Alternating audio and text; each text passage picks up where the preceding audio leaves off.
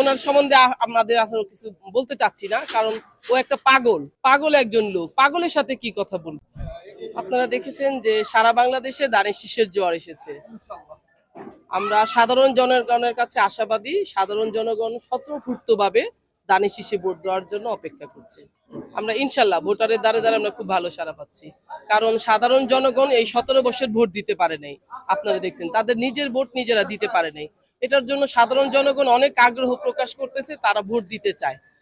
যদি পরিবেশ ভালো থাকে সাধারণ জনগণ ইনশাল্লাহ ভোট দিবে ধানের শীষকে। না, আমরা কোথাও সমস্যার সম্মুখীন হই নাই, সব জায়গায় মোটামুটি ভালো সাড়া পাচ্ছি। না, কোনো ধরনের কোনো বাধা পাই নাই। আমরা আমরা যেখানেই যাচ্ছি সাধারণ জনগণে স্বতঃস্ফূর্ত পাবে। আমরা বলার আগে উনারাই বলতেছে যে আমরা ধানের শীষে ভোট দিব। আসলে ওনার সম্বন্ধে আমাদের আসলে কিছু বলতে চাচ্ছি না, কারণ ও একটা পাগল একজন লোক। পাগলের সাথে কি কথা বলবো?